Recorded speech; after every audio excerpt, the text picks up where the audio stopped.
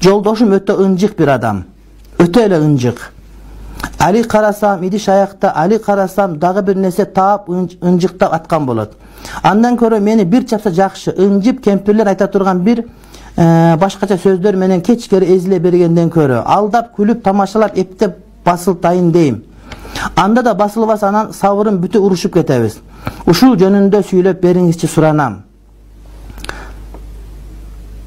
WhatsApp'ты açıp men ecelerim, dostlarım menen emne dep süйлөшкөндөрүмө да кирişe берет. Болбосо өзү илимдүү, намазган bir момун. Аны менен жашап мен да бара нервтенип, ар нерседен кызыгым калып баратат. Bir көйнөк алып бериңиz десем, içi тарып кетет. Bir ай мурда айтып сурансаң, ошону да кылбайт. Өзүнүн талаптары болсо аябай бийик, тажады мындай ынжыктан. Bir тууганым жашоо убактылуу. Азыр 30да болсоңуз дагы 30 жылды Кудайым береби жок, Кудай билет. Ошондуктан сабыр кылыңыз. Сизге берилген сыноо ошол деп түшүнүңүз.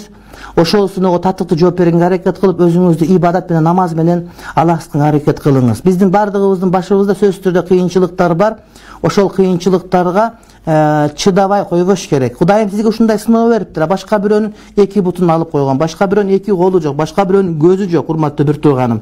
Башка бирөө кечке коляскада жүрөт, башка бирөө кечке ош базарда мисалы үчүн тилемчилик кылып отурат. Ошондуктан сиз ошону мындай bir жанагыда үйгө мисалы үчүн күчүк багып алса, ит багып алса, ошолорго мындай чыдап, бул ит го деп мамиле кыласыз го. Мисалы үчүн тооктор бар, кээде огород жеп койсо, тоок урушуп отурбайт, жана камап коюш. Ошол сыяктуу эле буга да ушундай bir мындай bir өтө туура түшүнүү менен мамиле кылсаңыз, сизге мен ойлойм жеңил болот деп. Ага урушканды, башка кылган нерв кетирген кереги жок. Сиз ошону ошондой эле кабыл алыңыз, сизге берген сыноо экен. Ошол сыноодон татыктуу өтүп атам деген ниетте жашасаңыз, иншалла бардыгы жеңил болот, урматтуу bir тууганым. Андай маселе бардык адамдын башында сөзсүз түрдө бар. Илгерки жанагы боз үйдүн ортосунан жанагы түндүктөн жип алып түшүп, илгери кемегеге казык кагып байлап койчу, муну пасаң деп айтышчу түштүктөн. Анткени шамал келсе учуруп кетпесин деп. Ошондуктан кээ бир адамдардын телеге тегиз болгондо Кудай таалам атайын сыноо берип коет. Үй бүлөсүндө сиздикиндей мисалы ошондо ошого сабыр кылсаңыз, шамал учуруп кетпейт сизди деген маани келип чыгат. Мен күйөөм менен кошулганда бүтпөсөм деле бүттүм деп койсом күнөө болбойбу? Күнөө болбойт, бирок өзүңүздүн да акыңызды алып калганга аракет кылышыңыз керек. Анткени бүтпөй калсаңыз, ден соолугуңуз оорулуу болуп, барып жанагыда нервтенип, анан урушуп баштайсыз күйөөңүз. Ошондуктан сиз да акыңызды алып калганга аракет кылыңыз сөзсүз түрдө. Күйөөнүн көңүлүн урматтаган жакшы, бирок сиз мен бүттүм деп койсо, ушу менен бүттү экен деп болду, ал жыргап жүрө берет дагы, сизге маани бербей калышы мүмкүн. Демек, аракетиңизди көрүңүз. Ассаламу алейкум чубак ажы. Менин сизге суроом бар эле.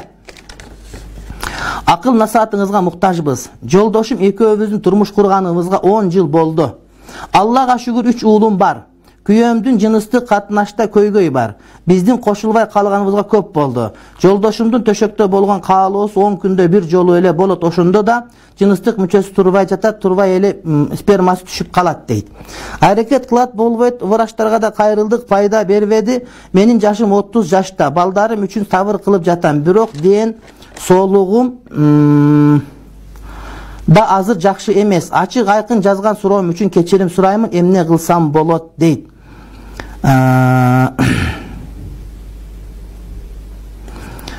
Бул боюнча азыр мен сизге телефон номер берем. Ошол телефон номерге кайрылыңыздар. Балким ошол дарылап көрөт Бекжан мырза. 0779 181 571. Урматтуу bir тууганым, албетте сабыр кылыңыз сиз. Андан кийин жанагы элдик медицина деген атайын ошо илгери ата-бабабыз колдонуп келген ошо медицинаны, элдик медицинаны колдонууга аракет кылыш керек. Азыр мына Бекжанга кайрылып көргүлө. Бекжан ошол атайын Кытай инелерин сайып берет. Андан сырткары дагы ошол жанагы атайын элдик медицина алектенген атайын жанагыдай биздин табыптарыбыз бар. Чөп дарылар менен дарыланганга аракет кылуу керек сөзсүз түрдө. Анан мынагу Тамчы гезитинде суроо жооп берген, ошол жерде дагы bir уролог агай бар, ошого да кайрыл Тамчы гезитинде. Ошол агайдын атын унутсам азыр, илгери мен чыгып жүрчү. Ошого кайрылса жакшы болот. Бекжан номерин кайра айтам. 0779 181 571. Чындыгында бул өтө чоң проблема. Буну жөн эле койгонго болбойт.